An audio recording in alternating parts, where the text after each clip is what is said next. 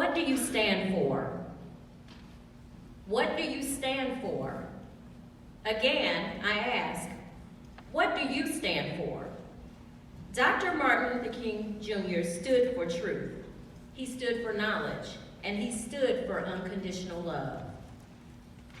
This was evident each time he spoke out against the disenfranchisement of an entire race of people, discriminatory practices in employment, housing, and schools.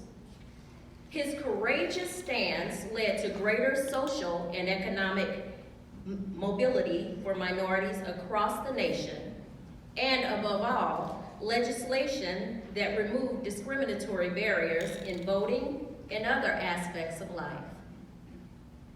Dr. King's knowledge of dignity as an inherent right of all mankind, one that could not be given or taken away, led him to demonstrate for us how to maintain our dignity in the most degrading of situations. It led him to advise us to be the best at whatever God called us to be, in spite of the many obstacles we face. In fact, Dr. King shared with us a guiding principle during his speech in Philadelphia titled, Blueprint of Your Life. He advised us to be involved in the struggle for freedom and justice, and along the way, not to allow anyone to pull you so low as to make you hate them.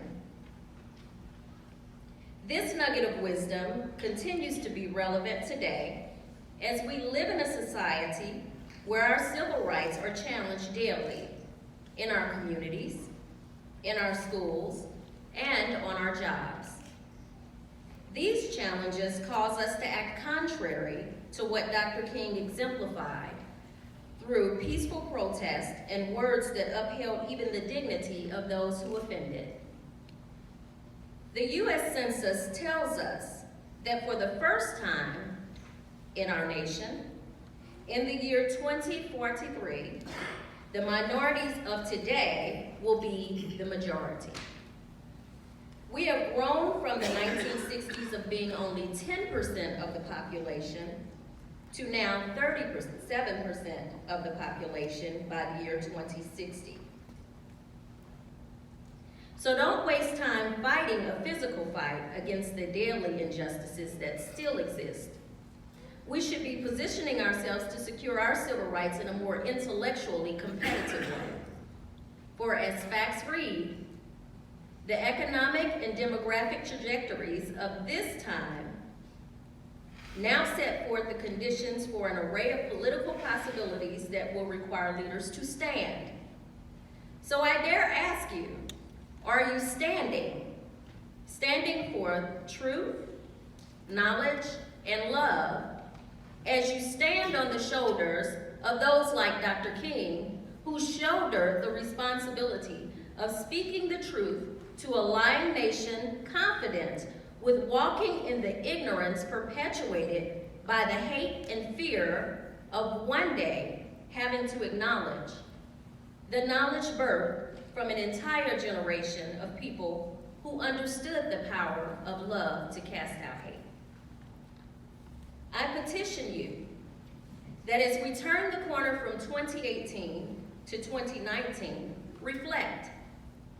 Reflect on the legacy that you will leave behind as you embrace the idea of standing in your truth, so as to penetrate the hearts and minds of people for generations to come.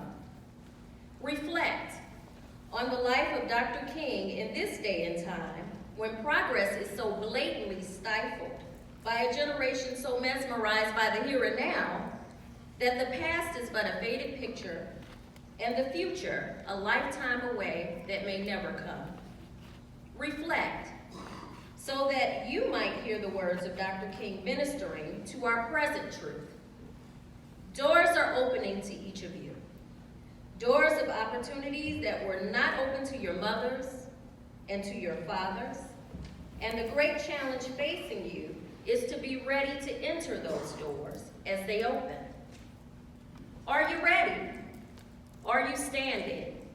And what are you standing for? Thank you.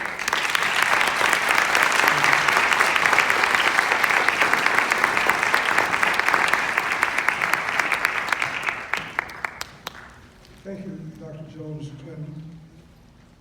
We appreciate your presentation and also your advice.